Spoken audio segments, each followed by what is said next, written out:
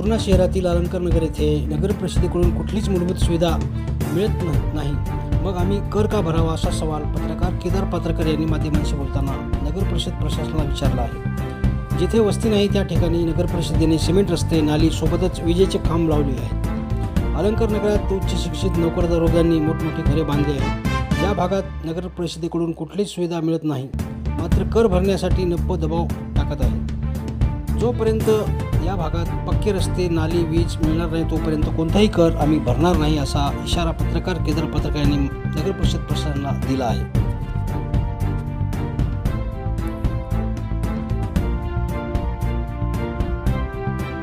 पत्रकार पूर्णा पत्रकार संघाचे कोषाध्यक्ष आहे।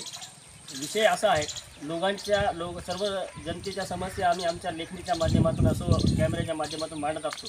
पण आता विषय असा आहे की माझ्याच घरापाशी एक तर रोड नाही, नाल्या नाहीत, पाण्याची व्यवस्था नाही, विजेची व्यवस्था नाही। मग माझा सवाल प्रशासनाला असा आहे, नगरपालिकेच्या पूर्ण मुख्याधिकाऱ्यांना, आम्ही टॅक्स का द्यायचा तुम्हाला? आम्हाला प्राथमिक गरजा भेटत नाहीत। इथं वर्षानुवर्ष झालं आम्ही राहिलो, इथं टॅक्स पे करायला तुम्हाला। टॅक्स पेच्या वेळेस तुम्ही सगळी फौज घेऊन येता नगरपालिकेची आणि आमच्या घराची जप्ती करायची तयारी आहे तुमची टॅक्सच्या बाबतीत। फक्त रिव्हिजन नक्कल देऊन चालले तुम्ही टॅक्स भरल्याशिवाय, तुमचा घरपट्टी भरल्याशिवाय, पाणीपट्टी भरल्याशिवाय। आणि आम्हाला पाणी नाही, नळ नाही, लाईट नाही, प्राथमिक गरजा नाही, आम्ही टॅक्स का भरावा?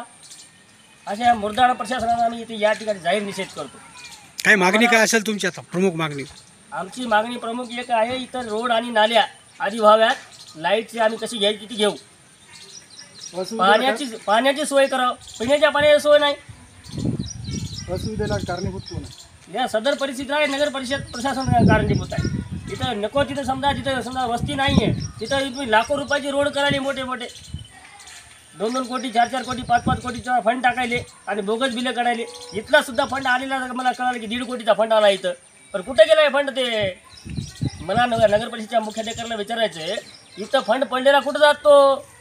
आत्तापर्यंत 2दा हे इथं 1.5 कोटी रुपये पडले, कुठे गेले पैसे ते?